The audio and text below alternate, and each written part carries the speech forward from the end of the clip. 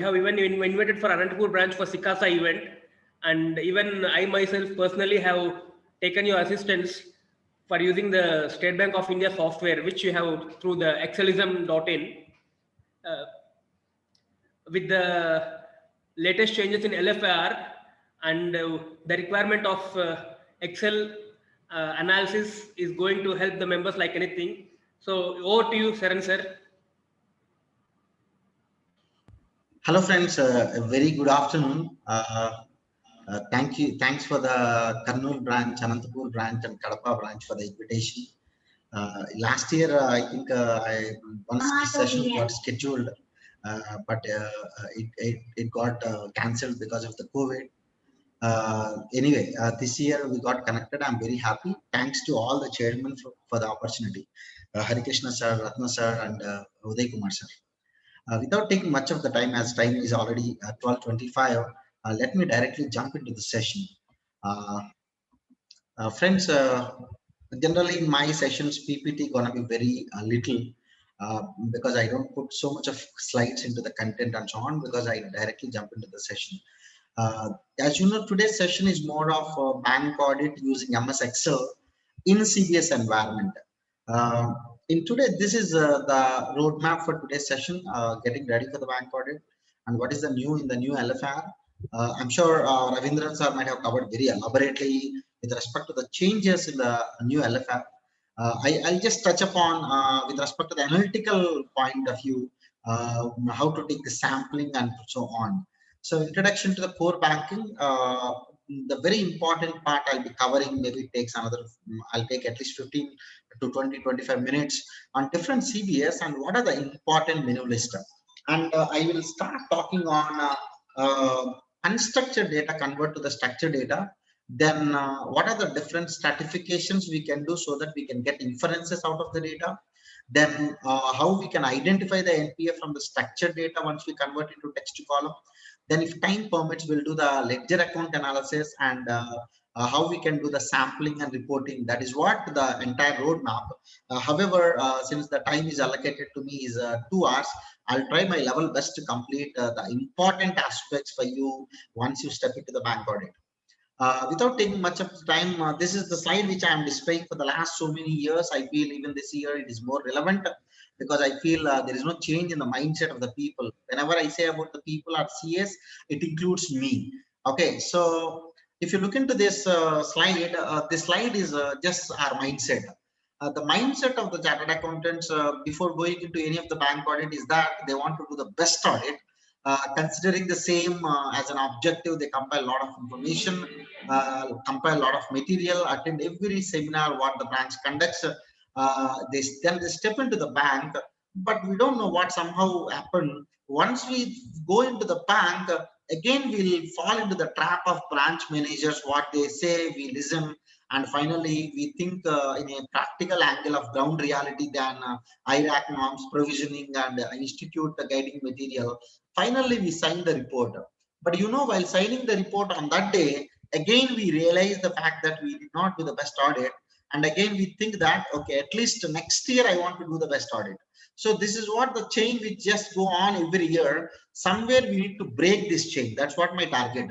So at least this year, I request every member, don't just listen the things what the branch manager is telling, because when outside we are actually the chartered accountants, if you want me to compare like this, but we don't know what happened once we step into the bank. Suddenly a lot of morality which comes to into our mind. Then when branch manager says that, sir, this fellow is very genuine fellow, but for the last 1 month there are problems at his home and his business, so that's the reason he did not pay. 100% is genuine, sir, he'll be paying in the next month or after next month. Suddenly we became saints and we listen and we look into the practical thing. Then we think anyway this fellow will pay in the next month. It looks like this fellow is a genuine fellow, so we ignore it. Let me tell you, you should be also as a chartered accountant once you step into the bank, because we should not listen the other stories except our institute, except the RBI, except the Banking Regulation Act, as simple as it. So keeping this in mind, I just would like to tell you, 80-20 is the very important approach. I feel not only in the forensic audits where I do, but also in the bank audits, because many a times what members think, the day one of the bank audit is nothing but once they step into the bank. I request all the members to keep in mute if possible, because I'm trying to find a student. Narasimha sir, if you don't mind, can you please keep it mute?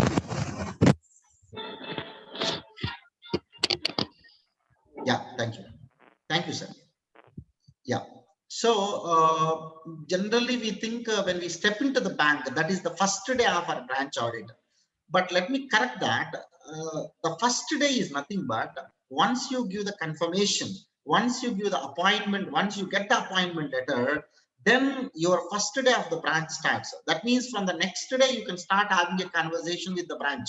So my point is, before you go on April 1st or April 2nd, let's say you get the appointment letter, I'm sure by next week, I'm sure every member will get the appointment letters with the bank confirmations. Let's say by 23rd or by 24th, if you get the letter, from 25th, your audit has to start. So 80% of the work you can complete without even stepping into the bank. That's what my target. Throughout the material, I'm going to talk about the content. I'm going to talk about the data. I'm sure once I start talking about that, you may ask me the question, Mr. Saran, how to get the data from the bank? Many banks resist to share the data. Let me tell you, even if you ask that question, I don't have the answer, because getting the information from the bank or branch, I feel is just as an art, but it's not a science. How you convince the other person? Maybe once you get the appointment letter, how you have a communication with the branch manager, that depends on that. Because even you ask them, many a times they resist. In my case, what I do, maybe this technique you may follow if you like it. Whenever I get the appointment letter, when I get the confirmation with the branches, immediately I call them. Okay, then immediately I'll say that, sir, I'll be visiting your branch on so on so date. If you think we don't want to spend much time at your branch, you please give the data so that we will only spend 1 or 2 days time. Then maybe he may convince. Okay, otherwise you should tell him very clearly that, sir, if you don't provide the data, we may need to spend more number of days. So there are different ways you can convince him, but my session is not on how to get the data from the bank, but my session is on once you get the data, what you need to do. Okay, so let us start looking into the other things. As you all know, I'm sure you all may be expert on Tally, or maybe if you are working with any of the companies, or if your clients are little bigger companies, you may be experiencing the SAP or Oracle or PeopleSoft, any of the ERPs. CBS is also one of the ERP, core banking solution. How we call it as an enterprise resource planning ERP. In case of bank, it is CBS, core banking solution. Basically, any CBS, if you take it, there are three interfaces we have. One is the application server. Application server is basically, if you go to any operating, if you go and visit any operating staff, he may be having a screen before him. Whenever a customer comes, he's going to input the data. Let's say once you log in into the system, log in into the net banking, whatever the things you are going to do, that is the application server. So users or staff enter the data into these screens. Once they enter the data into these screens, where this data will go and sit, that data will go and sit into the database server, obviously into the structured format. Everything converted into the structured format and the store into the database server. Let me tell you, you will not get the access to the database server at all. Maybe you may get the access to the application server because you may get the login ID and password. You may at least look into the screens. You may at least operate some of the commands. But let me tell you, database server, you will not have an access. Imagine if you get a database server access. My job will be much more simple because the entire data at the backend is available. It is only the techniques which I need to follow to query the data and reconcile into my MS Excel. But that is also not possible because you will not get the access to that. Then for what you will get the access? you will be getting the access to the reporting server. Reporting server is having the reports. Reports for whom? It's not for you basically. It is for the management to take the better decisions. It is for the regulators whenever, because banks every fortnight or every week or every month, they send so many reports to the Reserve Bank of India. To send the data to the Reserve Bank of India, they can't send directly the raw database and send across to the RBI. They have to convert into their report format. So in the reporting server, all the reports are available, all the reports, but you may not get the access to the entire reports. So the reports which are required for us, we must understand. So if you ask me a quick list of the reports which are required for us, the first thing which is very much required once you go into the bank is, of course, they might have already taken the print, and once you step into the bank, immediately they are going to give you the paper. That is almost like very bigger paper than A4 size. But let me tell you, don't, instead looking into the manual, if you take the data directly, that may save a lot of time and you can do a lot of analysis. So first report you need to take it is a trial balance. So you can probably note down, anyway in my PPT I have covered, trial balance is first important report you need to take it. But Sharon, anyway they give the balance sheet and P&L, why I need the trial balance? You will get to know, because once we want to do the analysis, if you look into the new LFR, there are many sections the LFR divided into. That start from the assets, then liabilities, then profit and loss account income, then expenditure, and so on. If you look into the profit and loss account, or maybe with respect to the balance sheet, it is asking for the divergent trends. What you observed by looking into the balance sheet or P&L, that is what the question asked in the LFR. Let's say one question they asked in the LFR is divergent trends. Do you found any? Let me open directly the LFR so that you can understand exactly what I'm talking. Friends, everything I'll try to connect with the data. So whenever you have any question, hold the question till the end. At the end, maybe we'll be having 15 to 20 minutes time to answer all the questions. Now, what I'll be doing, I'll just go to the LFR. So if you look here, this is the LFR where there is a question. If you look into this, this is the question belongs to the profit and loss account, right? So in the profit and loss account, you can find a question. Are there any divergent trends in major items of income and expenditure in comparison with the previous corresponding year, which are not satisfactorily explained by the branch? If so, the same may be reported. So what you're going to do, are you going to compare manually taking two trial balances? It takes a lot of time because there may be so many accounts they may be having in the GLs. So in this case, I may take the trial balance and I'll also take the trial balance soft copy of the last year. Then I'll put these two trial balance one after other. Then I'll start having a percentage. How much is the trend? Along with just the two periods, I'll also take every quarter end. Again, let me tell you, if you get the database, reporting server access, what reports you need to take it at what date. I take the trial balance as on 31st March 2020, as on 30th June 2020, as on 30th September 2020, 31st December 2020, and 31st March 2021. And if you are little clever, maybe we can take one more report on 26th March 2021, because the entire window dressing will happen in the last 4 to 5 days. You can take the trial balance as on 25th or 26th of the March, then you take the trial balance as on 31st.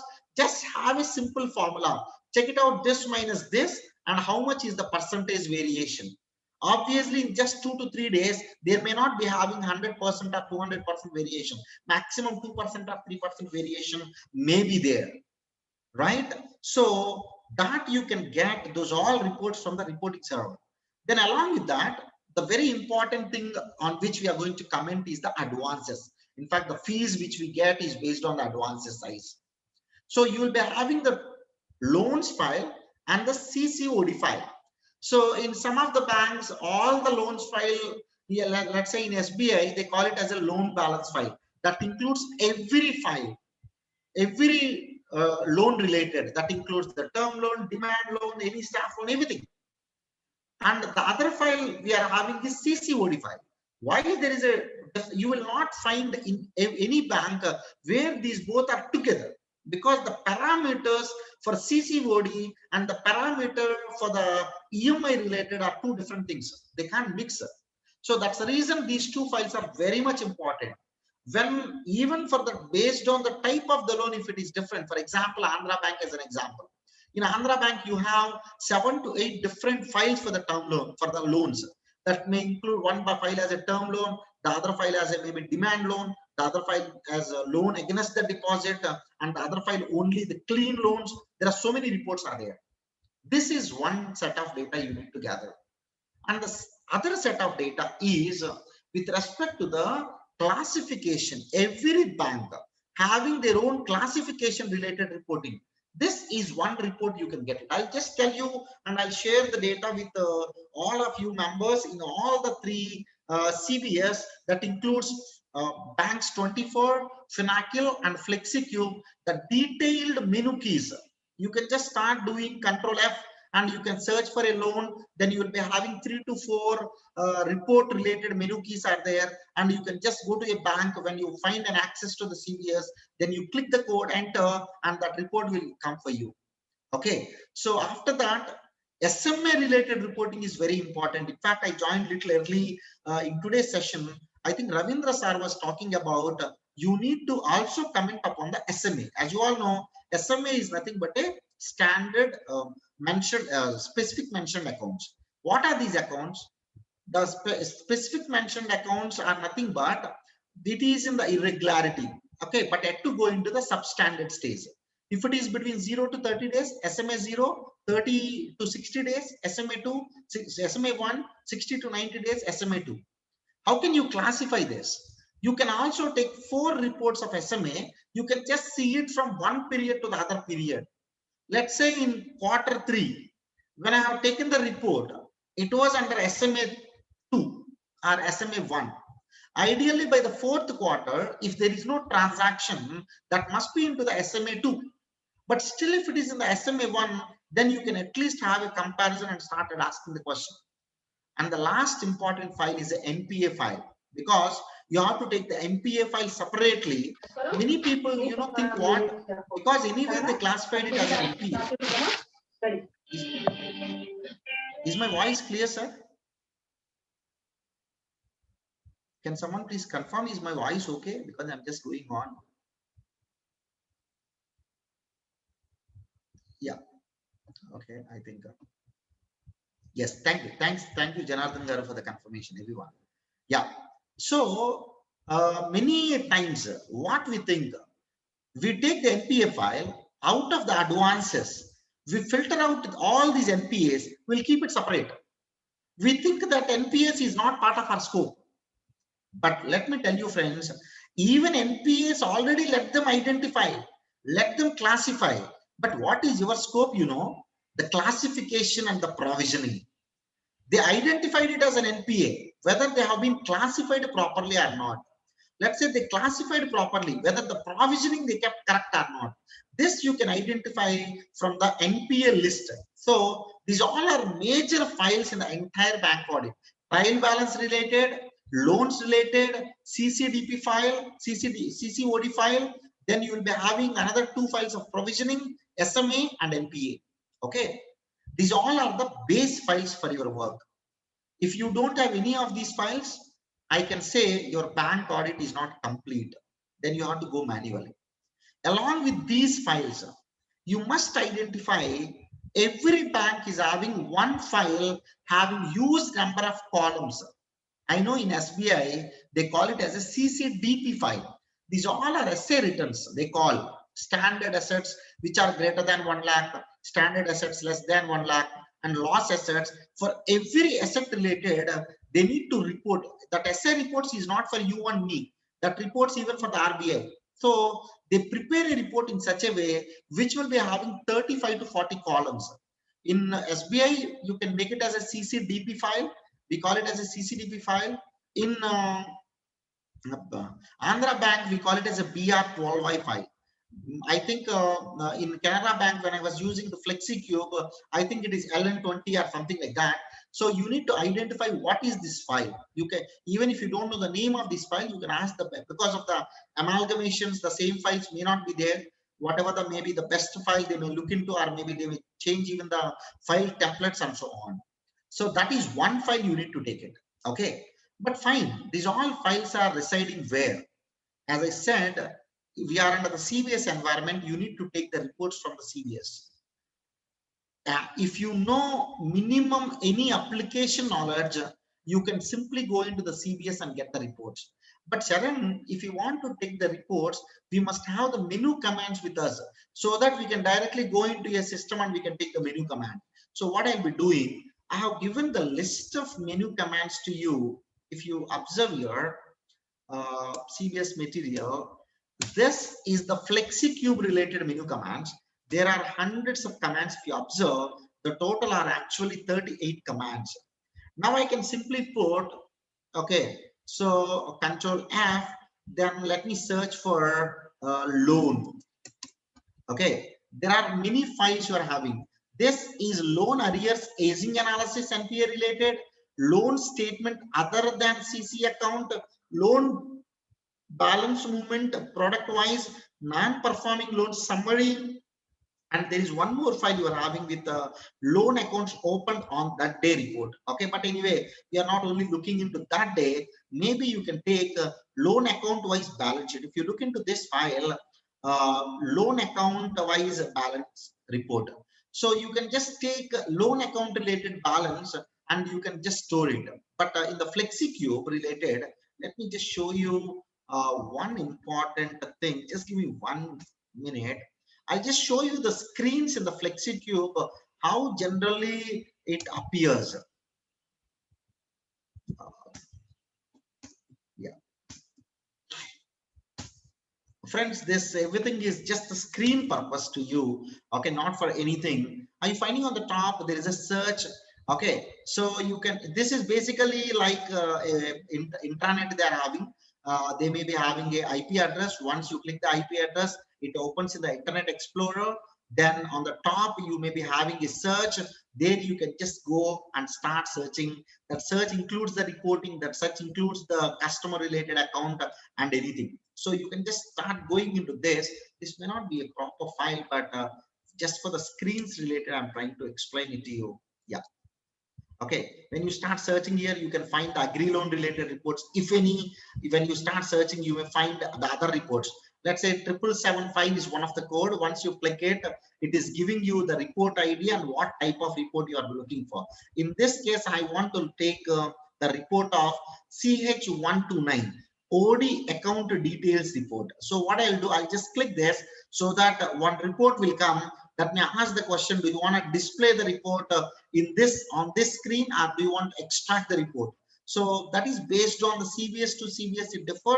So whenever there is an option to export, you can do that.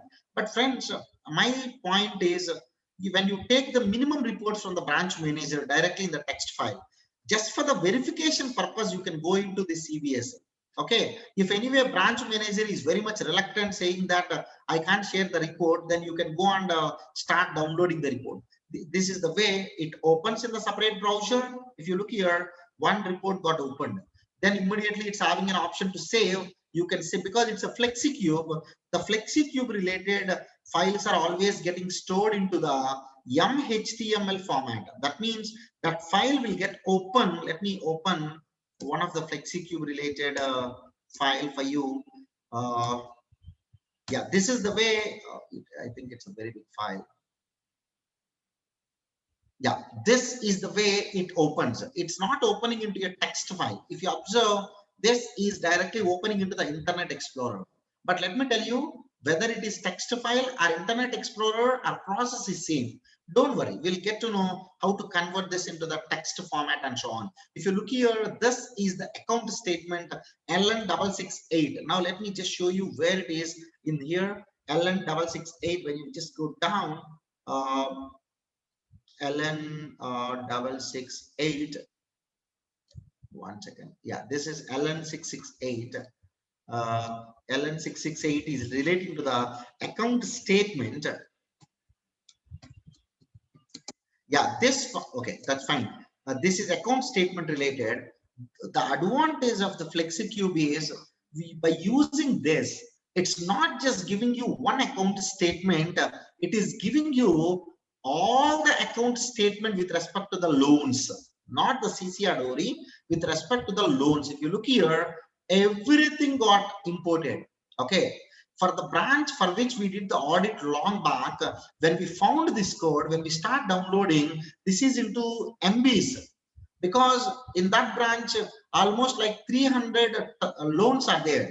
So account statement of every loan, even if you take maybe 100 line items, 100 into 300 is like 30,000 line items will be there.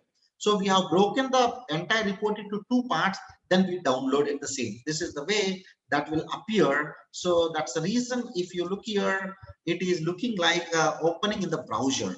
Okay. So this is FlexiCube related UI part. Now let's go into the Finacle, how it looks like. In the Finacle, I kept already one file into the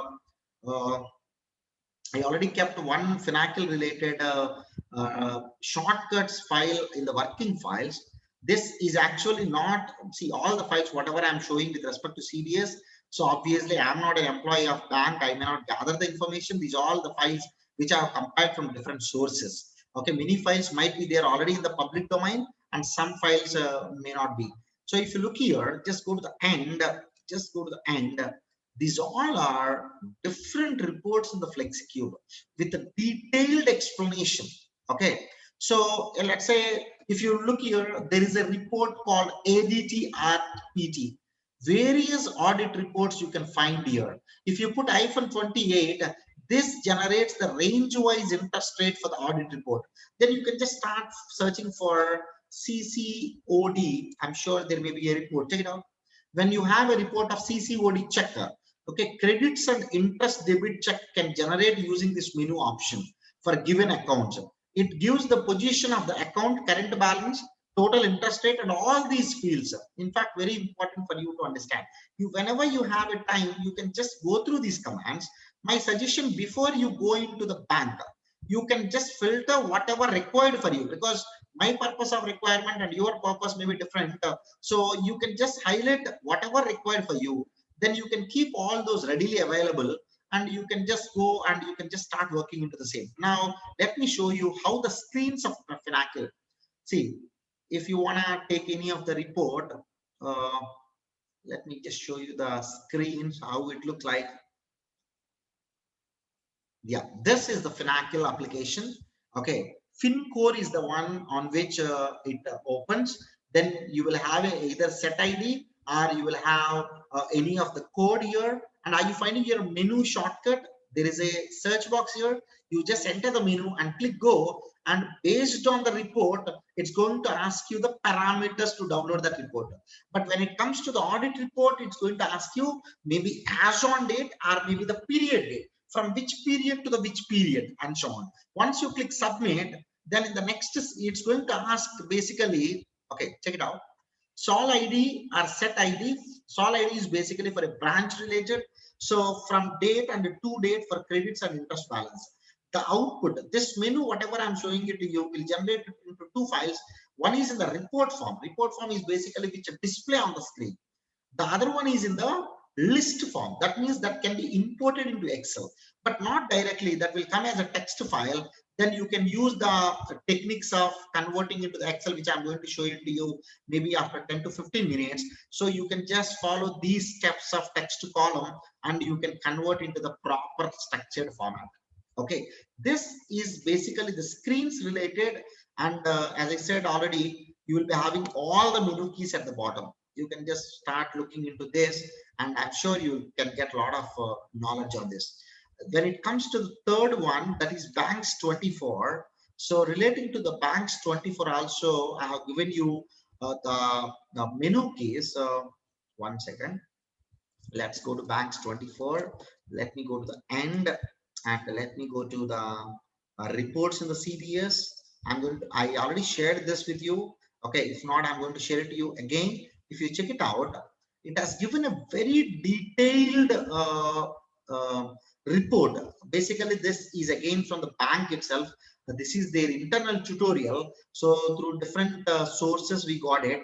If you look here, there are basically many different types of report for them. End of the day reports, front end reports, ad hoc reports, are reports for the inspecting officials and the auditors, and so on. If you look here down, all the reports you can find. Let's say if I want to find a report on related to the loan balance file, this is the file you need to download. So whenever you go to a network of them, then you can find this file called loan balance file, LONG2390.txt file. Especially for bank like SBI, who are using Banks 24 software. For them, you can take the report from the networking server. Basically, how it happens, in our office, how a server is there where we can go into different folders. In the same way, once they go into a specific IP, there are so many folders are there in the zip format. Even they may not have an access because they are only having an access to their branch.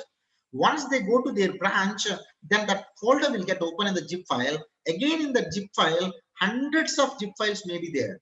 Again, in that file, day-wise will be there. So that is the way you can get the balance file. Otherwise, you can even use the menu keys what they have given, through which you can directly go into the Banks 24 and you can get it. Friends, I have given you already one file just to show you how the screens appear in the Banks 24. Let me just open a file called NPA just to show you the screens in the Banks 24. You can just go here. Is there? Yeah.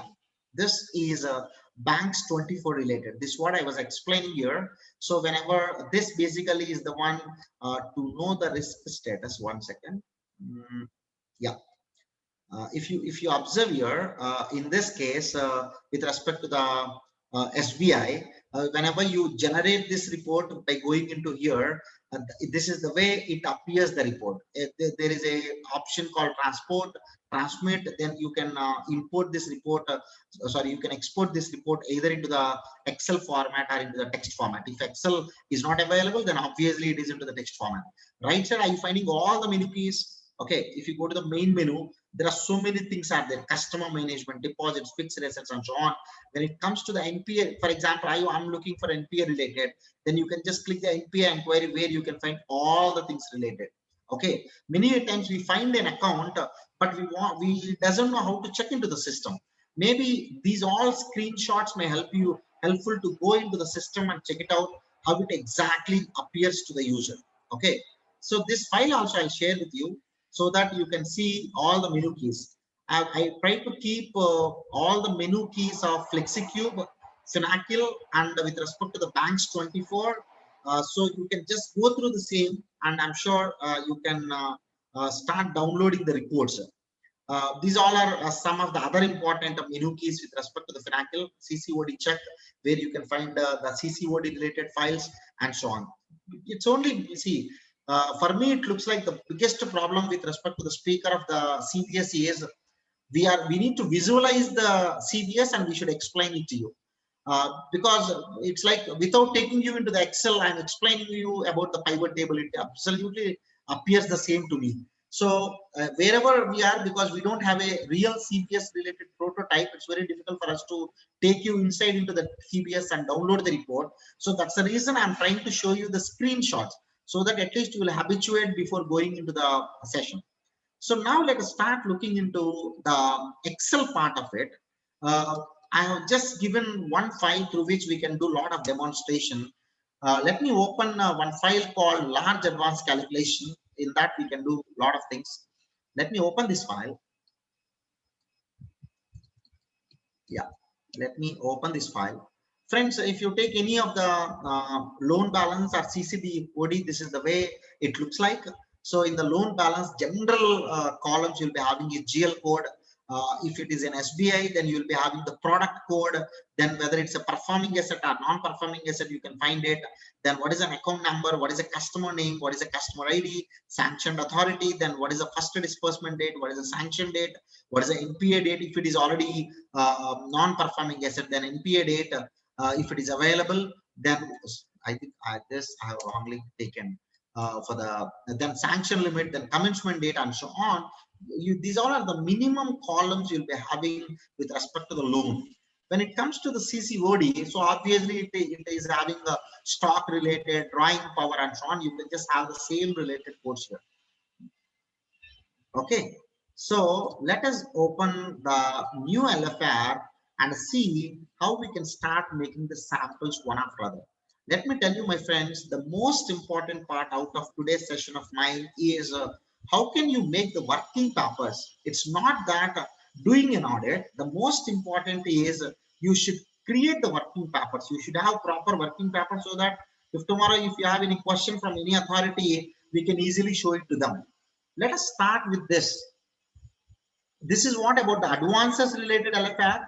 As you all know, many people are saying LFR related. I know there is a lot of details you need to enter now, but when it comes to the new LFR, there may be many places where you need to put a lot of detailed information. But one positive thing for the auditors is they have changed the threshold limit for calculation of large advances. Earlier, the large advance is nothing but 2 crore rupees or 5% of the total advances, whichever is lower. So that's the reason we used to have the transaction audit for so many accounts. But this year onwards, the large advances are those in respect of which the outstanding amount is in excess of 10% of the outstanding aggregate balance of fund-based and non-fund-based advances of the branch are 10 crore, whichever is less. Okay, why large advances are required to me? This is very important paragraph. What is this? What RBI is saying, for all accounts above the threshold, the transaction audit or audit specific details to be seen and commented. That means when it is above the threshold, you can't escape. You must need to do the transaction audit. I think they might have taken this transaction. I think they have taken this transaction audit from IBC because in the IBC from section 45 is the one which talks about the transaction audit. That means you have to go little in depth into this. Friends, just give me 1 minute. Just give me 1 minute. I'll just come back.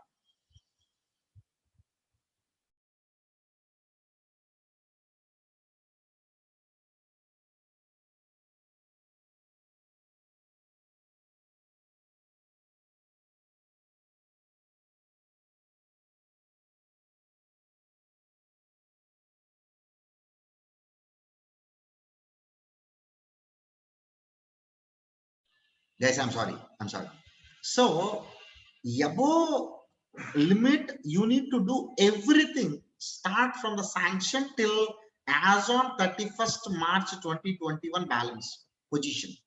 When it comes to the below threshold, the expectation from the RBI is you need to comment upon the process.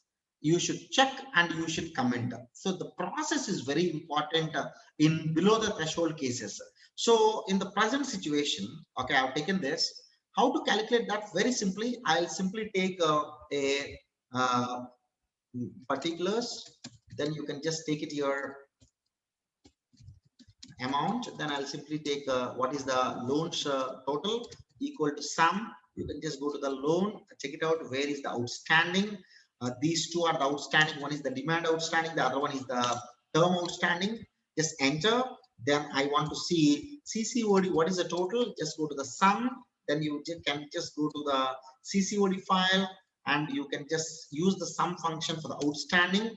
The entire column you can select, enter. Right? The total of this particular branch which I'm talking about is I think it's about 168 crore branch. This is okay. So I'm sorry, let me do the board. Now for the LFR large advance. So what is large advance? Large advance limit is what? It's very simple. I can simply use a function called min function minus of this. Just to avoid the confusion, I start with minus so that minus of minus will become positive. Then I'll take 10 crore, close bracket, enter. So 10% of this is almost like 16 crore, but 10 crore is the limit which has given in the LFR. So in this case, it is 10 crore. So this is the large advance. Now what I need to do, I need to make immediately this as a annexure 1. So what I'll be doing, I'll just go to my loans. I'll just go to the outstanding here. This is only check it out. Is there any value which is less than minus 10 crore? No. Now let us search in the term loan. Is there any advance which is less than minus 10 crore? No. So when it comes to the CCOD, let me go to the outstanding. This is the outstanding. Let me search for less than minus 10 crore. Right? Wow. There are two files which I got. Copy this. So you can just do paste here and you can just make it as large advance for transaction audit. Right? That is what the wordings I did not created. It has mentioned in the RBI circular. Okay, in the new LFR related. Now, friends, you can just allocate these two accounts to the staff. So you can just start putting the staff name here. So you can have, let's say, one staff name is Mr. Bhairav. I can have another staff name Mr. Maruti. So these two people are responsible to do the entire transaction audit of this. Because in the LFR above the threshold, you need to look into each and every aspect of it. When it comes to the below threshold, then you are going to look into the system and process related and you should comment upon. So this is annexure 1. See, this is the way the working paper should get ready while you do the audit. It's not that once you are completed the audit, compiling the working papers. I think that's not the correct strategy. So this is the strategy which you need to adopt. So I think the first one is over out of this. That is the way you can just check it out how the large advance is.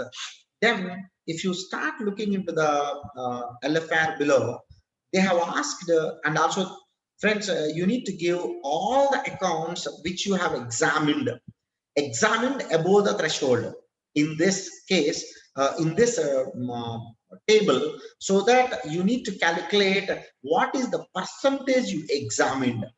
Here actually I can see this entire point in two ways.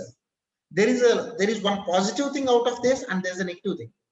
If you don't keep any account here, your sample percentage may go down. If you keep account here, that means you are informing to the RBI and the bank that you have verified that account. You did the transaction audit. That means when you keep an account here, you are taking the responsibility of that account. That means if tomorrow something goes wrong with that account of that year when you do the audit, so you are responsible because you yourself mentioned that these all are the accounts which I examined. By considering the same, if you ignore here, then your sample percentage will go down. Okay, so this time RBI fixed auditors in all the angles. Earlier, it used to be our working paper. Now, this is no more a working paper. It is part of your LFR. Great. Now, let us start looking into the same. Now, there is one more thing, the very new important point they kept here. Have you come across the cases of quick mortality in accounts where the facility became non-performing within 12 months from the date of first sanction? Details of all those accounts may be provided in the following manner. That means generally, I'm sure if it is more than 2 or 3, then you can make an annexure here. This you can refer annexure to, then you can attach the annexure. If this is the case, how are you going to identify all these accounts? It's going to be very simple. Let's say I'm doing an audit as on 31st March, right? You can just go to a sanction date. Let me go to sanction date. Now let me put your insert one more column. Then you can put 31st March 2021. Oh, sorry. You can put NPA date here. So let me first filter all the NPAs. right? So these all are the NPAs related. Now you can just copy paste this separately. Now you can get the NPA date here. So you can just have NPA date. Then what you're going to do, you can just put the difference here. What is the difference? Check NPA date minus the sanction date. You can just copy and paste this below. Okay, then what you should identify, okay, you can leave it in this case because NPA date is not there. This minus this, if you do it, if it is less than or equal to 365, then you can filter all those accounts. Those all are nothing but a quick mortality account. Obviously, right? From the sanction date, my NPA date is within 1 year. So I asked you to put the formula NPA date minus the sanction date, right? So that you can find a differential. So let's say this is A, this is B, you can simply put A minus B. So if A minus B is less than or equal to 365, then you filter and take it as an annexure 2. Let's say, let me put as an annexure 2. I'm just going to keep your, as I said, along with your audit, your working paper should get ready. So let's say out of these accounts, just as an example, I'll be taking, let's say 3 accounts. I can just keep it here and I can just make it as a quick mortality account, right? So you can just make it as an annexure 2. This is the way you can just go and filter. That is if you know the filters, pivot table, if function, you can do 80% of the work with respect to the bank audit in MS Excel. Let's look into the next stratification. Then you can just start looking into, there is one more point here. The point is in the LFR, next, I'm just start reading one after other. Whether in borrower accounts, the applicable interest rate is correctly fed into the system. Okay. And also whether the interest rate is reviewed periodically as per the guidelines applicable to the floating rate loans linked to the MCLR, EBLR. How can you answer these two questions? Then we ourselves ask the people, okay, the branch manager, have you changed, is there any change in the, is the interest rate properly fed into the system or not? So obviously branch manager will say, yes, sir. But how can you verify? You take random samples and you go and verify. But let me tell you, even to take the samples, you must need to have a methodology. Because even you verify 20 accounts, but all those 20 accounts in a real sense are not required. Okay, so what is the meaning of doing a audit? So auditing methodology, sampling methodology, both are very important. Okay, how I'm going to do in this case, please have a look. Let's say these all are the accounts which I just mentioned. So let me remove this. It's not required to me now. Now let me select this entire data. I'll just do a pivot table. How to do the pivot table? Go to the insert. Go to the insert. Click pivot table. You need not to do anything. Just you need to cross check whether it has taken the entire data or not. In this case, it has taken the entire data. One important trick in the pivot table, when the heading, when the title of the column is blank, your pivot table you can't create. When I'm started giving the pivot table, it is saying the field name is blank. So you better make sure that the field names are filled. Now you click this, just click OK, nothing more, nothing less. Then you will have the fields here. Friends, if you can spend maybe half an hour to 40 minutes on the pivot table, once you get the data from the branch, let me tell you the fact, your pivot table movement itself will give you lot of insights. But many a times we don't do this activity. Now, what I'm going to do here, I will just take a GL code here, because as I know that GL code is nothing but a product, right? One GL may be housing loan related Subiksha, one GL may be staff loan, one GL may be another vehicle loan, and so on. When it comes to a GL, when it comes to the interest rate has to be nearby. For example, housing loan X person has taken. Okay. Generally, housing loan must be between 6.8% to the 7.5 maximum, right? So that means there must not be any deviation or spread with respect to the account having a highest housing loan or with respect to the account having the lowest rate of interest. So my point here, I would like to verify for each GL. Let me check it out. Let's say this GL can have so many accounts. How to know how many accounts are there in each GL? You can just take the account number, keep it into the values, so that you will get to know how each product is having distributed into total number of accounts. This product is into 22 accounts. There are 30 accounts belongs to this product. There are 14 accounts belongs to this product, and so on. Now, friends, what I'll be doing, I will take the rate of interest. Where is the rate of interest? This is the rate of interest. You can just drag this here. But some of the rate of interest doesn't have any meaning.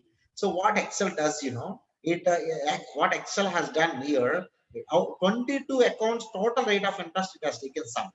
But is there any meaning having a sum here? No. I want to know out of these 22, what is the lowest rate of interest? So you can simply right click, summarize values by, you can click min. Min is nothing but a minimum. Now what I'll be doing, I'll take the same rate of interest, I'll just put here. Now I'll just right click here, I can summarize values by max. So this is the minimum rate of interest. This is the maximum interest. These all are the number of accounts, right? So let me autofit. Wonderful. Now let me have these two with the 2 decimal. Great. Now let me have the difference. That is nothing but a spread. So this minus this. Copy and paste. Right? Now I can have the sample size. Now you can check it out. For this particular product, there is a customer for whom I have charged 11.5%, and there is also a customer for whom I have charged 7.3%. There is a gap of 4.2. Now I'm going to take the sample of 11.5 to cross check in the system or 7.3. I don't think so 11.5, because if the interest rate is more wrongly fed into the system, customer is not that dumb. Customer will come back and ask and shout the branch manager. But we need to check it out the downside sample. Why? Because there may be a more chance the branch manager may intentionally make the interest rate lower during the year, or maybe at the time of sanction, okay, or maybe at the time when there are no much of the funds at the borrower, then he intentionally went into the backside and changed the interest rate. Now I take downside, whatever the lower side values out of 22 accounts. Let me make 3 accounts as a sample. In this case, let me have the samples of out of 30, because the interest rate is not used gap, but let me take it as a 4 accounts. Let me take it. In this case, it's almost negligible, so you can ignore or you can take 1 account. In this case, because the 5.8 is a very big one, so I'll take maybe some 3 accounts. Then I'll take in this case maybe 2 accounts. Here it's actually very big, and even the accounts are also big. Let me take 7 accounts. Let me take in this case 2 accounts, in this case 1 account, in this case 3 accounts, in this case 5 accounts, in this case maybe 2 accounts. You can just make like this, then you can just have a total of this. I can just make it sum of this. Then you can simply give all these 36 accounts. Then you can ask your staff to go into the system and cross check, okay, whether the interest rate properly fed into the system or not. Friends, you may be thinking that it takes a lot of time to check 36 accounts at the back end, but let me tell you, it will not take more than 1.5 hours to 2 hours time. You know why? Because when we are ready with the data, even before going to the bank or data, these all samples what I need to take are also ready. You know what I'll be doing now? How to get these 3 accounts? I'll simply double click this 22. All the 22 accounts of that particular GL got down here. Now I'll just go to the rate of interest. Where is the rate of interest column? This is the, I'm sorry, 1 second. Yeah, this is the rate of interest. I'll simply go to the sort. Okay, I'll simply go here. I will sort from top to bottom. So these three accounts, I will just take it out as a sample. So Control C, then I can just make it as an annexure 3. So let's go here. You can just keep it annexure 3. All these accounts, pay special value. 1 second. Let me copy these three samples. Control C, okay, including the headings I want. So Control C, you can just go here, paste special values. So these all are the accounts with respect to the interest checking. Okay, in rate of interest verification. Very quickly, you can just verification. Very quickly, you can just take the other accounts also. Now out of 30, I want to take 4. Let me double click this. Then you can just take 4 out of this. Then I can just take, I'll go to the rate of interest. Where is the rate of interest? Yeah, this is the rate of interest, right? I'll simply do the filter, sort, I'm sorry. Yeah, these all 4 accounts. I'll just consider, I'll just go here. I'll just put all these one below other. Simple. Now you can just start giving the staff name. I'll just give a staff name. Maybe there 4 staff are there. You can allocate this one to the staff A. Then this is also staff A. Maybe these all 3 you can allocate to the staff B. If you have a proper plan, this all looks maybe difficult apparently, but once you have a proper plan and you know how to manage the time, these all are possible. Then what staff is going to do now? Staff will take this particular account. He will go to the screen as I mentioned in the any of the CVS. He'll enter this. Then the account statement will come. Okay. Then he'll go to the interest rate related folder, interest rate related field. He will cross check whether for this particular item it is correct or not. Then whatever it is there, he may not know, right? So whatever the interest rate which is available here, obviously on the screen also that may be seen. Now what he need to do, he should take the sanction letter of this particular account. He will cross verify whether both are same or not. If both are same, that's well and good. Then how he is going to put here, whether he has checked or not. Simple. Whether he checked it, yes. Then immediately, what is the proof? You can just make it as a proof. So he can simply take a snap from the these days, you know, phones are the biggest weapons for the chartered accountants. So that those all are the lifesavers. I know that there are even limitations of the phone. That's a different story. But we all are the not kids. So we need to know how to use the phone. If our staff is having a smartphone, when he is checking the interest rate on the screen, he can simply take a snap of it and he can store into a simple folder on the phone. Maybe at the day end, he can just start keeping all the proofs here.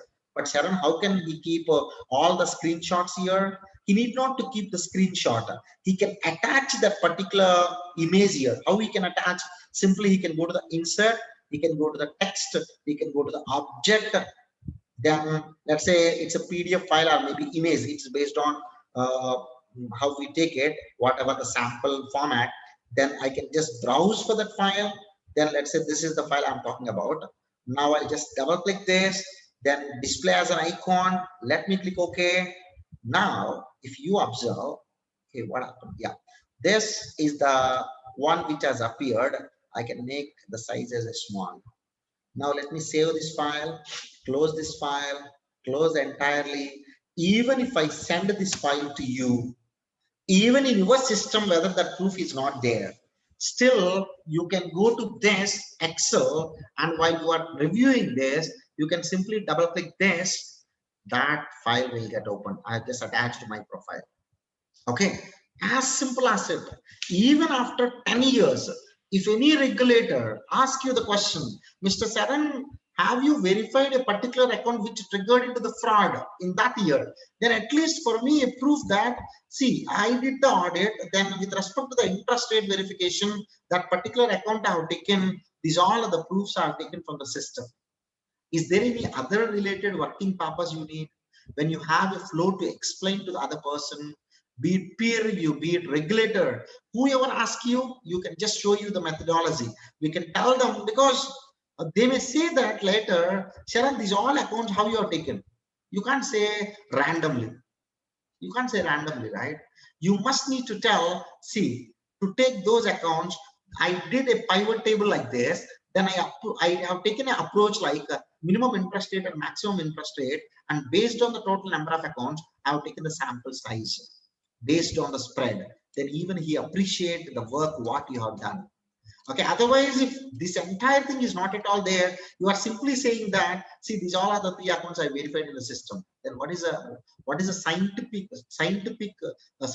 methodology for that to take the samples? That is what the problem, right? So to avoid those type of problems, you can just make the working papers clean. Okay, so I hope everyone understood how to take the sample with respect to the account related. Now, you can just go here, a sanctioned authority. There is one more question. See, if you start reading the LFR will tell you what you need to do, as simple as it, right? So when it comes to the sanctioning authority, there's a question whether advances have been disbursed with the terms and conditions. And also the first question, in the cases examined by you, have you come across the instances of credit facilities having been sanctioned beyond the delegated authority or limit fixed for the branch? As if so, whether such cases properly reported to the higher authorities or not? Very important question to answer, because many a times they sanction much beyond what is required, even they don't get the approval for that. So in this case, how I'm going to do it, have a look. I'm sure the file, whatever you take it, sanctioning authority will be there as one of the column. So in this case, yeah, there is a code of the sanctioning authority. I don't have a direct sanctioning authority. It is based on bank to bank, how they maintain the data. I can simply insert a column. Not here. Let me insert a column. Okay, these two let me hide for the time being. Not required to me. Right? This is the sanction limit. Let me insert a column. I want to know, as per the sanction authority, what is the limit? Then I will just check it out. Is it above the limit or below the limit? Right? So above or below. But if you want to know that, first, if you know, you need to get the master data of for each authority, what is the sanctioned limit, okay, given by the bank. Now, for this, I've already taken one sanction authority master data. This I have compiled from the branch. Once I visited the branch, immediately I have taken the unique sanctioned authorities out of all these. Then I have taken this. Okay. Once I have taken this, now for each sanctioned authority, what is the limit given by the bank? Now I'll go to the bank loans here. I will write a simple VLOOKUP function. I'm sure you may be aware of this function. When you want to get the data from other tables to this table by keeping one column as a base column, that's a VLOOKUP function. Now I want to look for this value. Where you want to look, I want to look into this table. Okay, this is the one for which I have given a defined a name called sanction authority limit. Okay, so in that, let me get the second column value as an answer. 2, I want to get the exact match. Don't worry, have a look. If you look into this formula, look for sanction authority code. In the sanction authority limit defined name. See, if you observe here, I have just taken this entirely as a defined name. So you can go to the formulas, you can just go to the name manager, you can click new, you can take your own defined name. In this case, also I have taken the defined name in the same way. Now, I'm looking for this code in this table, and second column value in that table is my answer. I want to get it, so enter. Then you can simply copy paste. Right now, what you are going to do? You're going to do the if function. If limit is greater than the sanction authority fixed by the bank, that means that is above the limit. If not, it is below the limit. Enter. It's below. Copy and paste. Now what I'll be doing, I'll just take all there are instances which are above. I'll just take a snap of it. I'll just put here as an annexure 4, annexure 4. Then you can just take the copy of it, Control C, just go here, you can just paste it.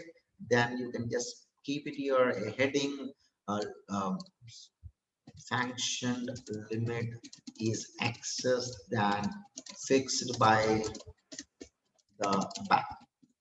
Okay, now he can sanction, there is no doubt, but the question is not about sanction. If so, whether it has been promptly reported to the higher authorities. So now here I need to have a document proof or an email or maybe an internal communication, whether is there any communication to the higher authorities or not. If no, then I need to mention this connection as it is into my LFR working papers, right? So you can just go on by looking into this in a number of ways. You can do a lot of stratification. Now, let me tell you one more stratification. For example, okay, we can go one after other by looking into this. GL code. We have seen how GL code can help you out. You can compare with the rate of interest. Performing, non-performing, you can just take out separately for non-performing, and you can take out separately for performing. You can take the non-performing assets, then you can just calculate in your own way whether it has to be ideally into substandard or 1 year doubtful or 1 to 3 years or above 3 years or loss. Based on that, you can check it out whether the provision has been properly created or not. Then account number, can you do any analysis by looking into the account number and customer ID? I feel these two columns are also very important. How you know? Because as per the prudential norms, if one account becomes NPA, all accounts ideally must become NPA, because NPA is not the facility wise, NPA is for the customer. So what I'm going to do the little stratification into that, I just go to the insert tab. I'll just go to my pivot table. Let me click OK. You know how I'm going to analyze this particular part. I will take account number here. So you can just keep, I'm sorry, let me take customer ID. For each customer ID, I want to know how many accounts are there. So one account, I just want to know by using a sort, whether it is correct or wrong. You can just simply take a sort of this. See, this particular customer is having 4 accounts. This particular customer is having 4 accounts. This particular customer is having 3 accounts. But friends, generally when you have 5 accounts, 6 accounts, majorly those may be the staff loans, because branch staff are the general ones. Whatever the loan they announce, they immediately take it. So one branch operating staff can have even 6 accounts also, 6 facilities also. But anyway, you need to verify whether it's a staff account or not. Why this is also important to know, because it's not only this, whether these all are term loans or CCOD. If one account is CCOD, the one account is CC account, the other one is term loan, then you must be very careful. Then you have to look this entire case as a holistically. So you have to combine the account statement of these two. Then at the top level, you can observe. That means I can take the CC account. I can see at the month end exactly, is there any payment which is flowing to the term loan? What is an indication if so? That means this fellow is paying the EMI from the CC account. Okay, so ideally CC account cannot be used to pay any other loan or any other sanction or facility. That means that is a serious irregularity.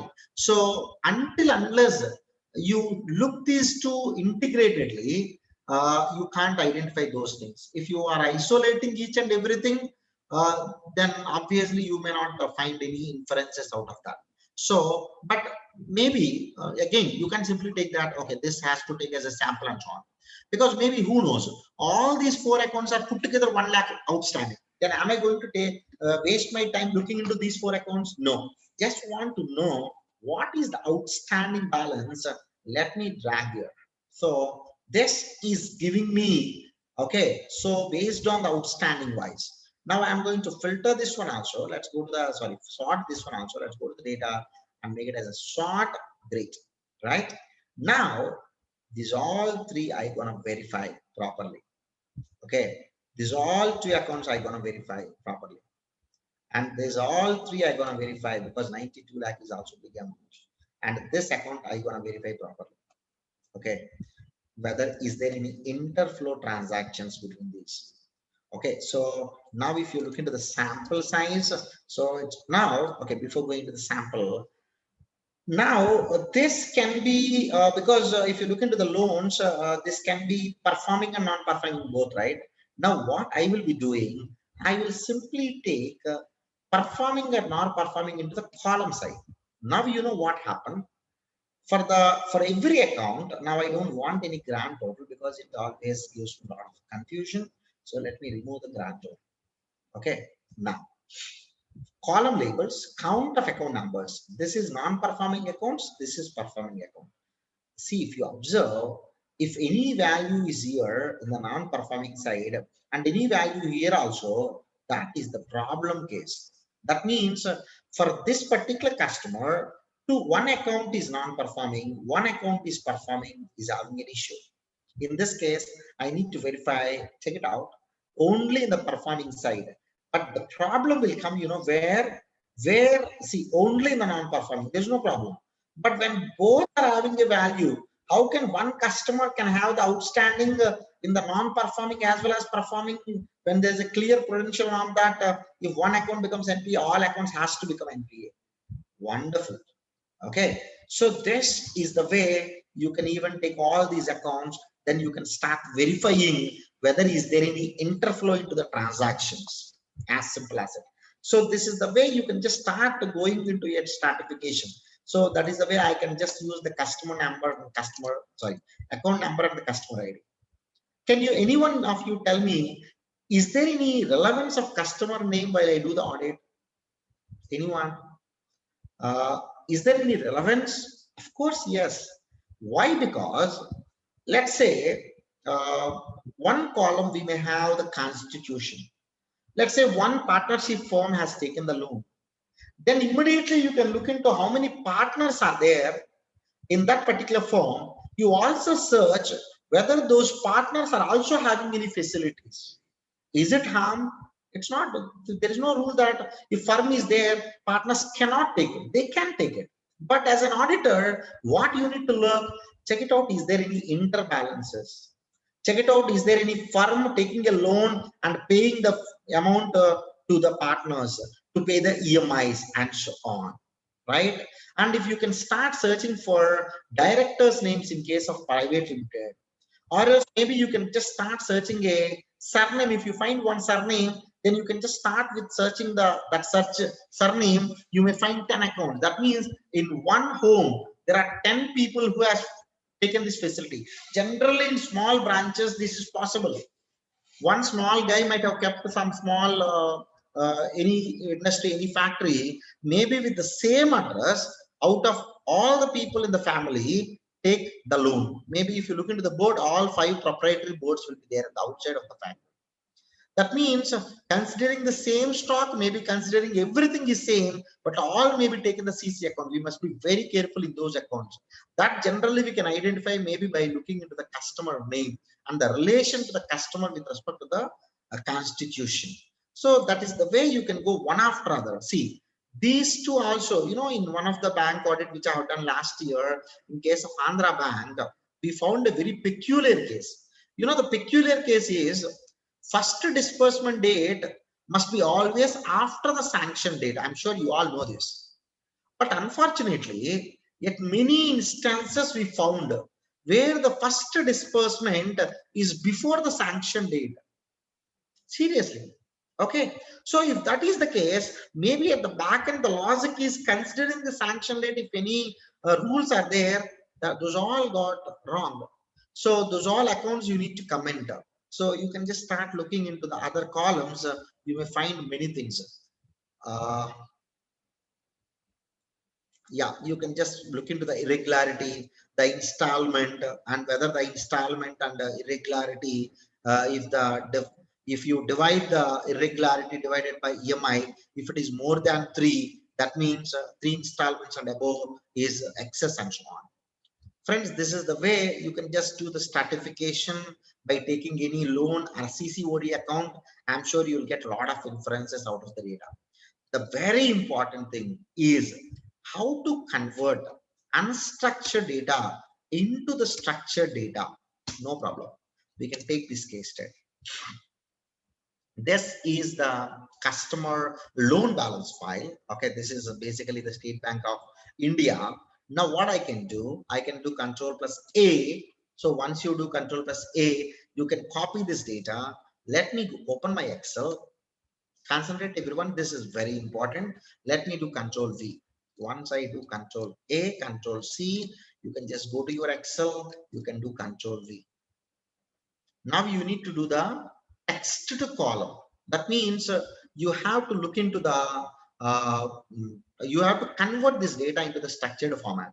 How to convert this data into structured format? Go to the data, then you can go to the text to column, then you can just go to delimited. This is not a delimited in this case, it is a fixed weight. Then you just go down. My suggestion to you, always scroll down till the heading. Now you can click next, then you can just go to the account number, cut here, account type. This is nothing but the product which I was talking about earlier.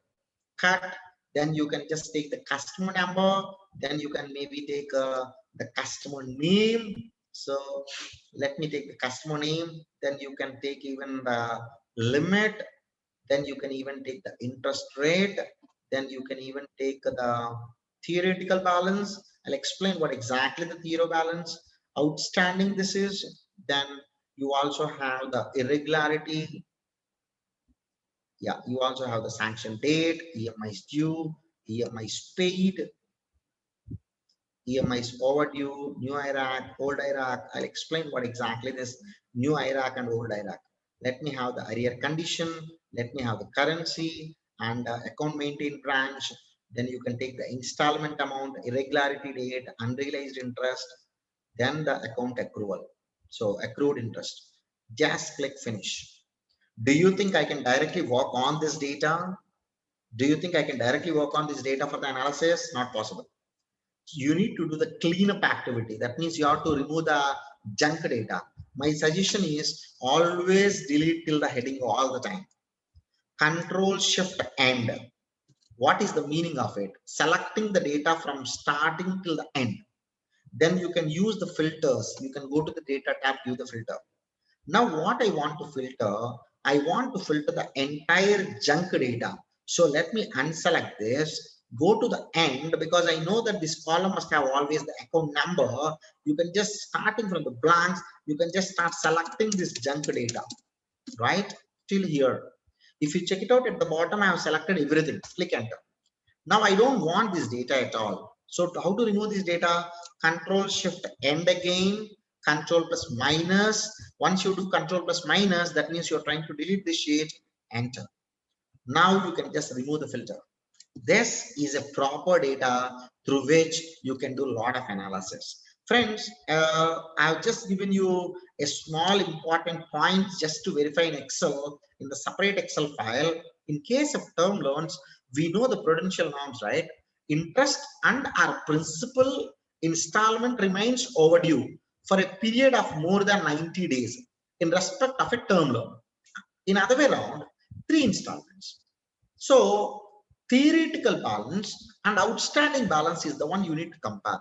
What is the theo balance? Can anyone tell? What must be the ideal balance if you pay regularly? That means at the back end in the EMI table, he might have already created the bank. Ideally, by this time, this must be the theo balance. Outstanding is nothing but how much he need to pay actually. That is nothing but the ledger balance. If outstanding minus theo balance is positive, that means he need to pay more than what ideally he should pay, right? If the difference is if I divide the difference with EMI, if it is greater than or equal to 3, no doubt it is directly the NPA. So how we are going to look this? Let us check it out here. I have a theo balance. I have an outstanding. Let me insert the column.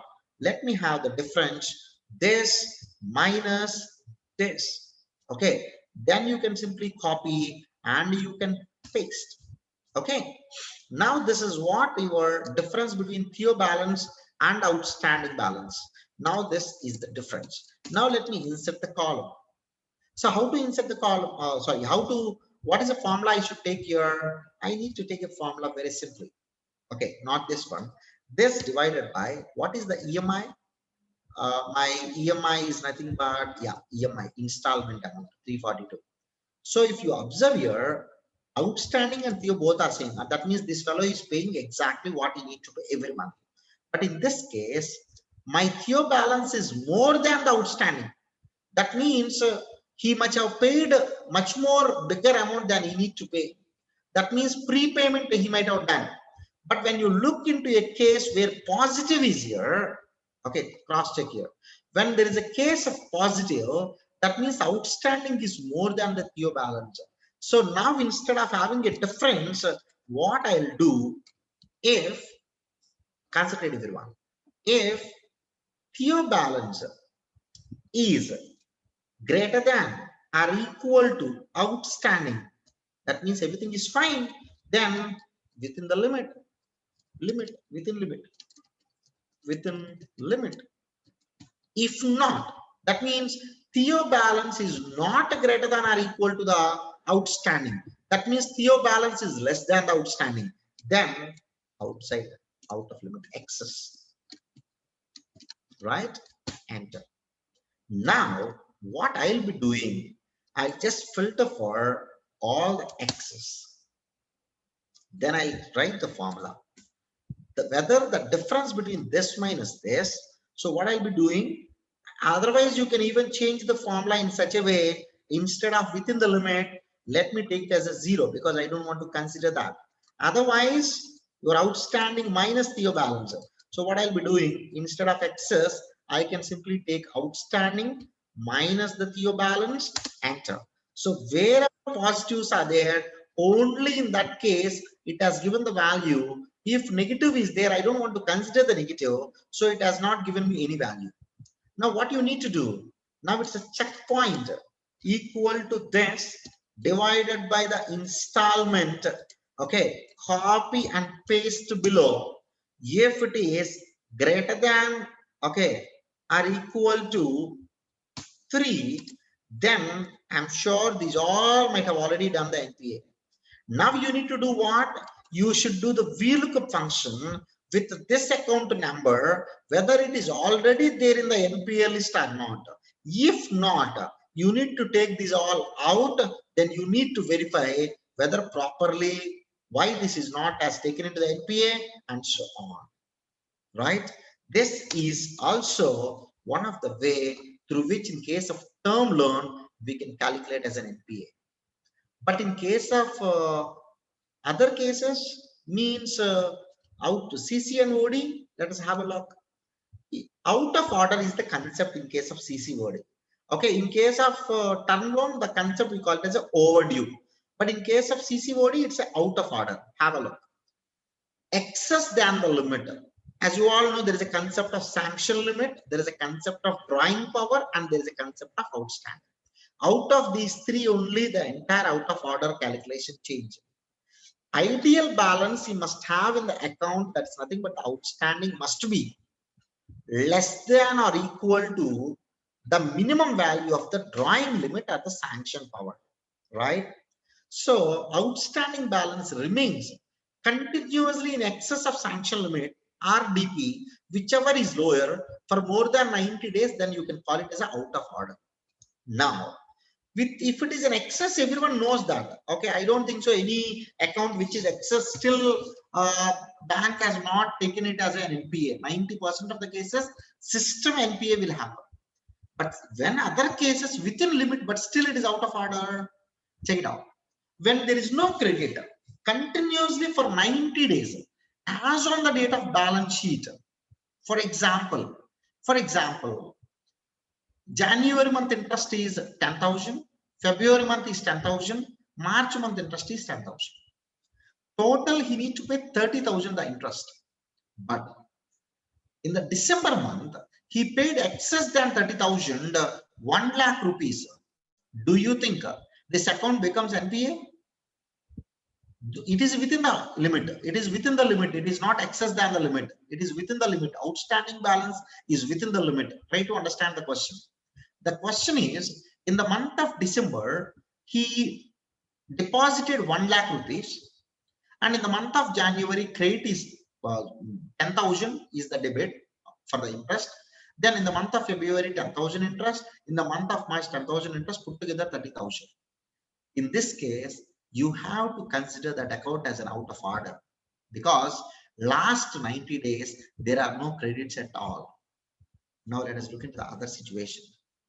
Credits in the account are not sufficient to cover the interest debited during the same period, not able to serving the interest, but coverage the interest. See, here, concentrate the same case study. In the month of January, he paid 1 lakh rupees, right? That means he deposited 1 lakh rupees. Now, January, 30 days, okay, 10,000 is the interest, February 10,000, March 10,000. So put together is 30,000. In the month of January, he already deposited 1 lakh rupees. Do you think in this case, is it becomes NPA? No, because already he served the interest. The amount what he paid is sufficient to coverage for the interest. Other way around, other case, in the month of December, 1 lakh rupees he deposited. In the month of January, 23,000 he deposited, or 29,000 he deposited. There is no other 1 rupee deposit even after January. But January month, February month, March month, total put together is 30,000. Do you think in this case it becomes NPA? Yes. Why? Because the 3 months interest, whatever the credits are available, is not sufficient. As simple as it. Okay, we'll take last one example with respect to the CC file so that you can understand what I'm saying. Okay, so let us take a ledger account analysis file. Friends, this is what generally the ledger account you have. And remove the description, though description is very important column, especially in case of forensic audits and the analysis. But for in this case, I've just removed the description. How you are going to identify whether it is out of order continuously or not, and even if it is continuously out of order, for how many days? I'm using a small technique here. Please everyone follow with me. I'll just take the date. Why I've taken the first date, you know, because the loan got sanctioned in the same year. I've taken the bank statement of 16/17, considering 31st March 2017 is the year end date. Now let me take above cell plus 1. Above cell plus 1. Now you can simply drag this down. Drag till 31st March 2017. So I've just dragged 20 days access. Now let me delete this. Right now in Excel, there is a beautiful feature called consolidate, unexplored feature by many Excel users, but the most important feature. So you can go to the data, you can just click the consolidate. What it does, it consolidates the data set which I'm going to select. Keep the cursor in the reference. I don't want the closing balance. I want just the date, debit, and credit. Let me select this table. Add in the memory. Now let me keep the cursor here. Select this data. Add in the memory.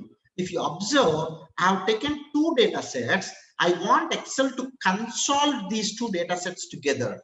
Now if I click OK, my date will come in the first column. Let me convert this into the date format. My debit is there, credit is also there. Now friends, please have a look. I am going to have the closing balance formula now. I'm going to write the closing balance. You know what is the formula for the closing balance?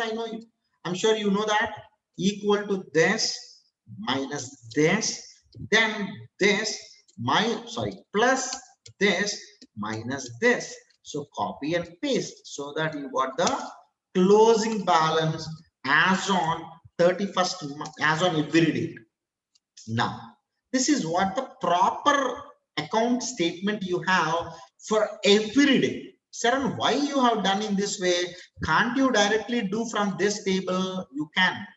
But there may be a confusion with respect to the number of days. Why? Because some of the days there may be a more than one transaction, and some of the days there may not be any transaction. Just to avoid the problem, I just converted my account statement into this format. Now what I'll be doing? Very simple. I will simply use a if function.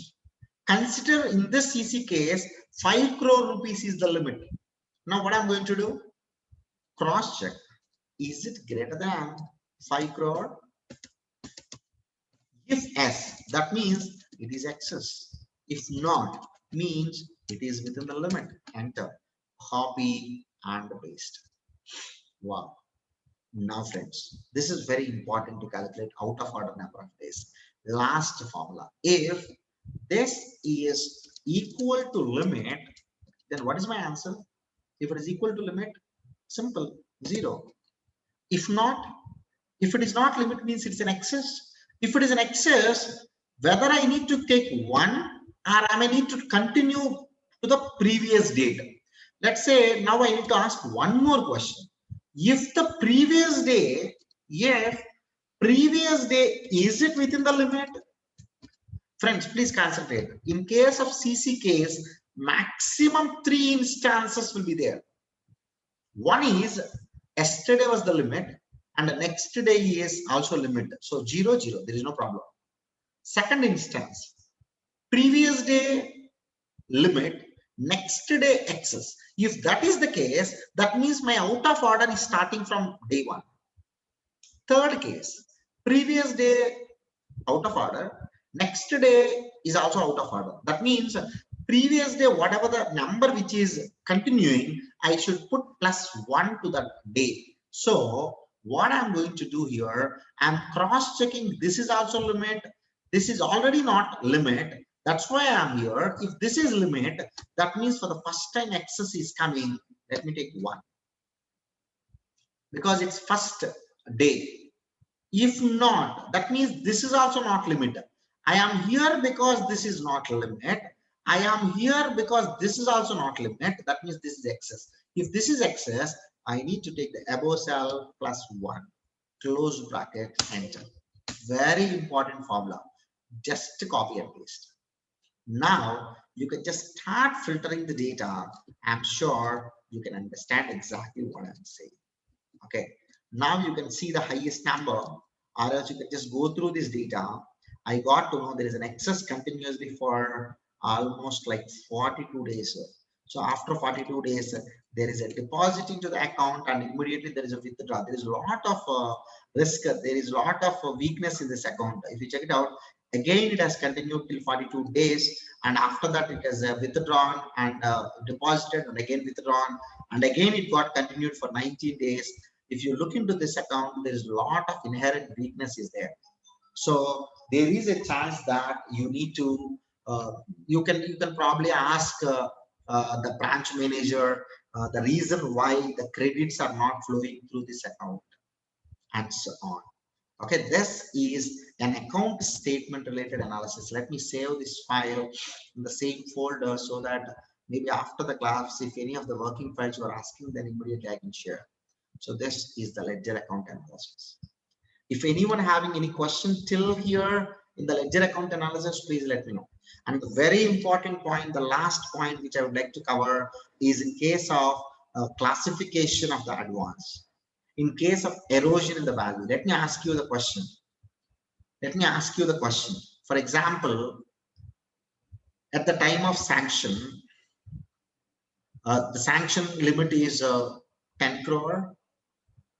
The security has taken a worth of 20 crore. I request everyone, you can answer maybe this in the chat box. 10 crore is the sanction limit. 20 crore is the advance security taken. Now, recently, okay, when I'm just looking into the valuation report, I got to know that this limit of security, the security value, the realizable value of the security became 9 crore. How much earlier it was? 20 crore. Now it is 9 crore. Outstanding also got down. It is 7 crore is the outstanding. Concentrate everyone. 10 crore is the outstanding at the time of taking the security. For the 10 crore sanction limit, they have taken the security of 20 crore worth. Now outstanding became 7 crore. Realizable value as per the recent valuation report also went down 9 crore. What you are going to do? Are you going to comment this Or are you going to consider this as an NPA? Because to consider this as an NPA, what is a proof you have? What is a rule you have? But let me tell you, it is pure within the limit, no irregularity. In this case, straight away you need to take that account into the doubtful. Why? Because when the realizable value after the valuation is less than the 50% of earlier value, then you can directly take that account into the NPA. Erosion of security you need to consider, right? So especially you're going to do the audit in place where because of the capital, the land cost, they might have valued like anything. Now you are going and doing the audit. I'm not sure what is the valuation there. Okay, if that is the case, how you consider? And for that, you can't take your own decision. If any of the recent valuation done, you need to consider that report. Okay, let me take other case study. The security they have taken for 10 crore is 10 crore security. Both are same. Sanction limit is 10 crore. Security is also 10 crore. Now, after the valuation, it became 90 lakh rupees. The security, the realizable value of the security became 90 lakh rupees. In this case, leave about NPA, leave about doubtful, the entire amount directly should go and sit into the loss assets. Okay, so erosion with respect to the security is this. Friends, with the limited time, whatever allocated to me, I tried my level best. You can just start looking into, it's like how much time you spend for the reading, that is most important. It is just by listening, obviously, no one can understand. Excel is such a huge topic. Within one day, you can't even learn anything. Before just closing my session after question and answer, before giving my session for the question and answer, let me show you one important report of the RBI as per the recent one, that is on the automation of IRAC. Generally, whenever you go to the bank will give a very standard statement stating that, sir, NPA process is entirely automated in the system. You need not to verify that much thoroughly. But let me show you the proof that still it has not automated, still in the manual way people are doing NPA. We invite a reference to our earlier circular dated so on so, in terms of which banks were advised inter alia to have appropriate IT system in place for identification of non-performing assets and the generation of related data returns, both for regulatory reporting and banks' own MIS reports. It is, however, observed that this is very important. It is, however, observed that the processes for NPA identification, income recognition, provisioning, and the generation of related returns in many banks are not yet fully automated. Banks are still found to be resorting the manual intervention of NPA and also overriding the system generated asset classification by manual intervention in the routine manner.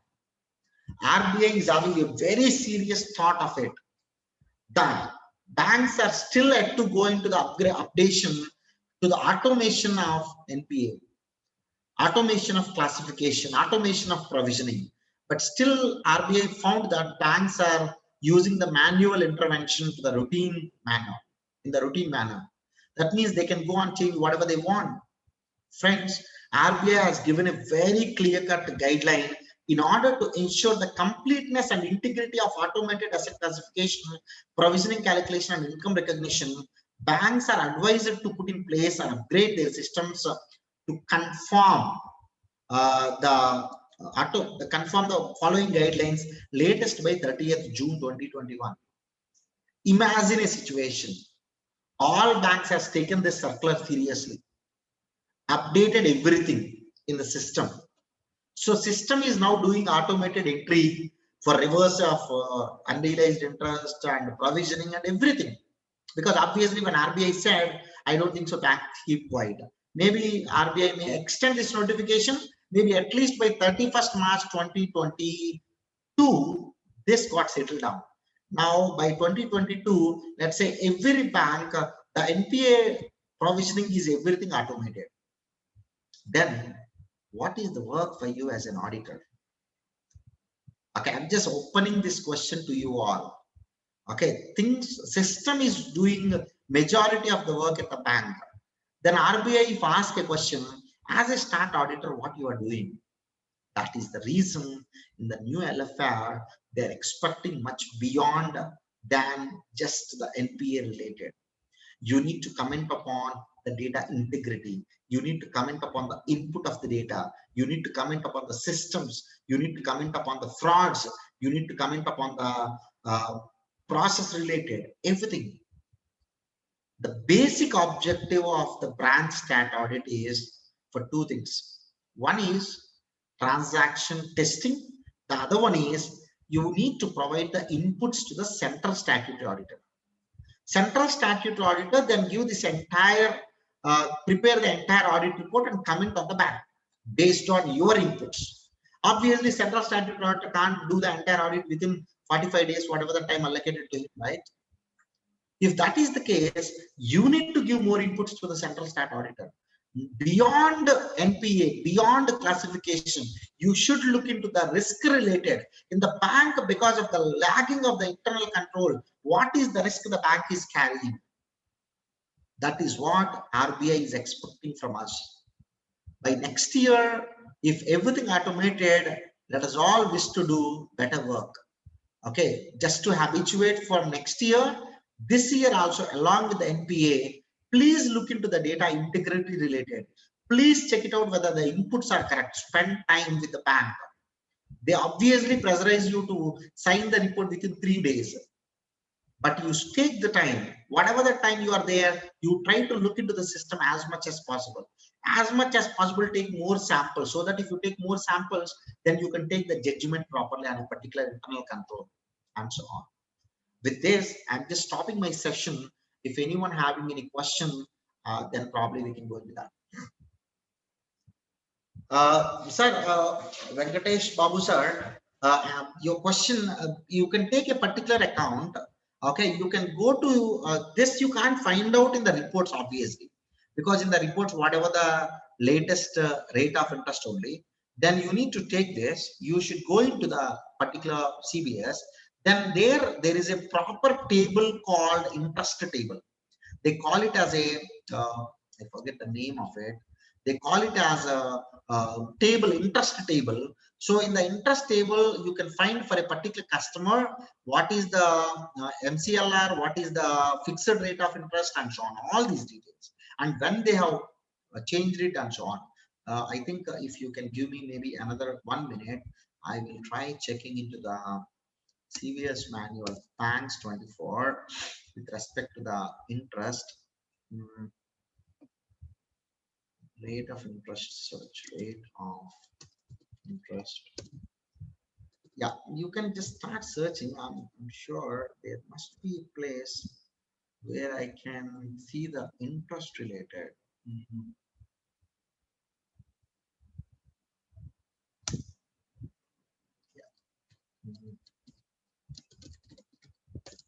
Interest, yeah, correct, interest rate change.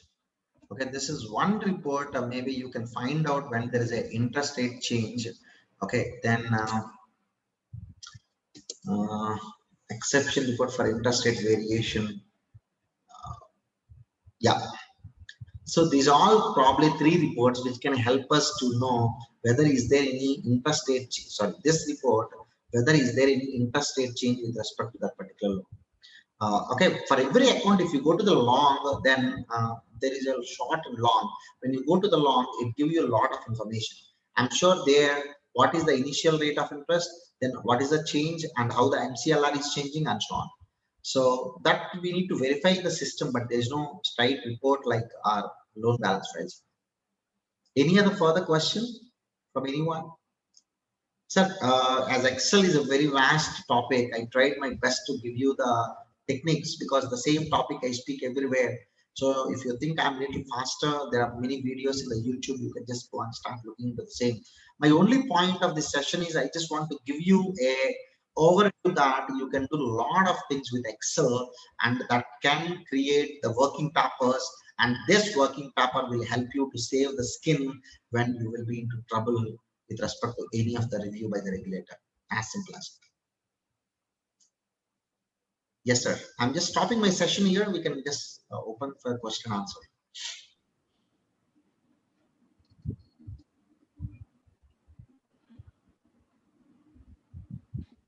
Any questions?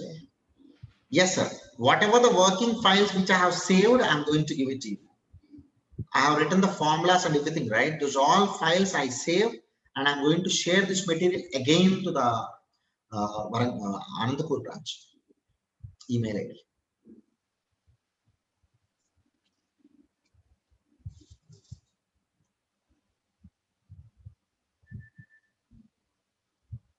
Any questions, sir?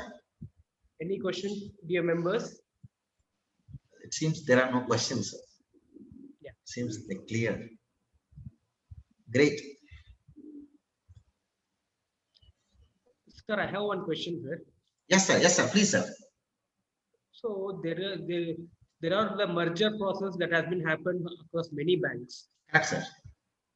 and the way the reports that are generating in case of the banks which have been merged, we have a question about whether this report is correct or not. Sorry. Can you repeat it again? Especially we are like we came to know that the e-syndicate banks which have got merged into Canara Bank, Correct. there are like the report that have been generated, we absolutely know that this is not a correct report. See, I think at the only the CBS probably they might have changed it, but I just inquired because I am in the bank of Andhra Bank earlier. Now Andhra Bank merged into the Union Bank. So I inquired with the Andhra Bank guys. They said, Sharan, Andhra Bank reports will not be there because earlier you used to have BR12, right? Now this entire data got migrated into the Union Bank. So year-end reports also, I'm going to get the Union Bank reports. So how about looking into the accuracy of the data? Then obviously we need to compare with the previous year, previous quarter or previous year, as simple as that. The challenge is like the reports are not generated. That is the biggest challenge. Sir, I think for stat audit, by 31st March, all the reports will get generated, sir. Reports are not generated. Is it IT related issue? I didn't understand your question. Is it IT related you are saying, or that generated reports, whether to authenticate whether it is correct or wrong? What is the method? That's what you are asking. So the basically two systems were there. Right. One is like existing system, and another is the merged system. Even today, there is a two systems they are maintaining. I doubt. They are in the process. They are in the process. Maybe, sir, but I recently visited the Syndicate Bank. Turned into the Canara Bank, but they are actually used because the advantage for all those people is there is no CBS related, because earlier Canara Bank used to have a FlexiCube, Syndicate used to have a FlexiCube. So all the FlexiCube, even the merge also happened in such a way, the same CBS. Yes, this is the same CBS. Yeah, I think if that is the case, data migration, I don't think so. There must be a bigger problem. No. For us as an end user, the reports, they are saying it is in the still process of merger or no sir, no merger. Entire data migration happened. They are very much familiar with the systems. When they say we are in still the process of merger, this report may not be correct in the sense, then we need to take the management representation letter. Considering this point, this is what we need to give a point, and we should ask them to give signature. As simple as that. So my question is like getting the reports from the report server. Instead of getting the reports from the report server, can we get the reports from the CBS, which you have mentioned in the earlier screens? Sir, reporting, everything in the reporting server only, whether it is Finacle or FlexiCube or banks. But in case of banks 24, they have an internal network where they are going to put all the reports in the zip folders, day wise. In case of Finacle or FlexiCube, you can go into the system, Finacle, and the T codes, everything, menu keys, everything is same. You can download the report, as simple as it. It's not about merging related, because at the bank at the higher level got merged, but the same branch, same system, same CBS. Maybe the icons, the front end might have changed. Okay. Yes, sir. Due to COVID, loans EMI were given relaxation. Is there any special care impact of our stat audit? See, basically in our you may have a little irregularity with respect to that, but anyway, you are doing audit as of 31st March 2021. The only thing with respect to the COVID we need to be careful is about the Supreme Court interim order. What they said is, as on 31st August 2020, whatever the accounts ideally should become NPA, you should not take it into the NPA into the system. That's what they said. Other than that, that means even in your audit, when you found a couple of accounts which must become an NPA, let's say as on 31st July, then you should keep hold. Other than that, there is no other COVID related impact, because we are doing the audit as on 31st March 2021.